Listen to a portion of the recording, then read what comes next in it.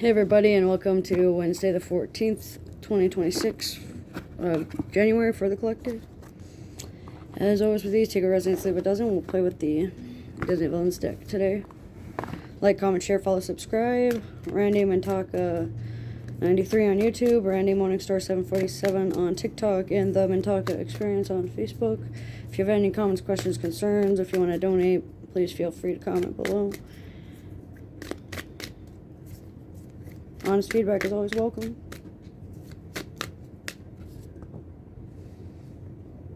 So we have the reversed Wheel of Fortune today. So what this means is there's a delay in a project, there's a delay in adventure, there's a delay in progress because of the fact that someone is either expecting it instantly or not putting in the groundwork or not putting in the practice to do so. Someone isn't using their hands in a way that is constructive. There's a lot of destructive behaviors and destructive tendencies going on, from over-reliance on other people to codependencies on physical vices to being overly independent, to where everybody just places all of their burdens on you and their responsibilities on you. It just isn't fair for you to be able to have to deal with that kind of stuff. Between the hours of 9 in the morning and 11 at night is going to be the most impacted for the day, and it does look like there's going to be some form of feeling stuck or feeling lost, almost like your wheels are turning and your gears are grinding, but it's not going to be very pleasant. It's not going to be very helpful. It may end up causing you some distress, so just be aware of that. It looks like interpersonal relationships alongside business partners and peers and fellow students or fellow employees are going to be impacted or going to be heavily influenced today. Make sure that you are not being too picky and choosy. Make sure that you're not cherry picking arguments or making sure that you are overexerting yourself. Be sure to set an example and lead by example rather than be part of the example. What by that I mean, don't allow other people to make an example of you, but also show an example to others to follow that behavior. It looks like seafoam green and chakra colors of greenish and brown are going to be popping up a lot, or aura colors of that. So someone who's very highly intelligent, highly intuitive, someone who's very calm and assertive, someone who's very driven by hard work and dedication and diligence. It looks like somebody may be rushing things, so make sure that you aren't rushing when it comes to your work. Make sure that you are taking your time with your shadow work and doing what you need to do, working on those maleficent behaviors. Sometimes it's best to stay silent and work in the shadows rather than work towards a goal spoken aloud.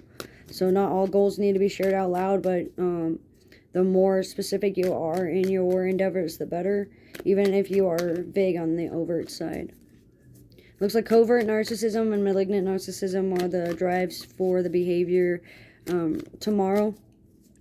And it looks like, or on the 14th. And it looks like stagnation and static energies are going to be met with a lot of semantic abuse and semantic narcissism. Being able to avert your gaze from the draconic stares or break free of the oppression of the draconic laws that may be being placed to oppress may be wise and beneficial. So being helpful to yourself by not allowing yourself to be controlled or submit would be wise. Submitting is not always consenting, so just be aware of that when it comes to a diabolical or malevolent nature. Shadow people and shadow spirits and shadow magic can be very helpful and can be hindering progress as well, depending on the shadow person or the shadow magic in which you do. Make sure that you are doing what you can to protect yourself. Exorcisms and banishment rituals surrounding physical objects and material possessions may be wise. Taking care of your personal belongings and making sure that you are able to emotionally remove that sentimental value from the items. Stuff is just stuff, no matter how much sentimental value that you place upon things.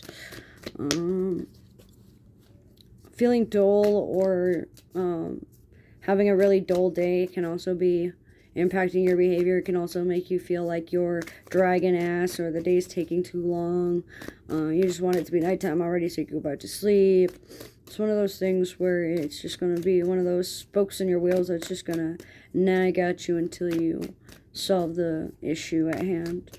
How you appear to others, along with your disposition of your character and your personality, can be found within your interpersonal relationships, with your higher education levels, with your work ethic, with your business endeavors.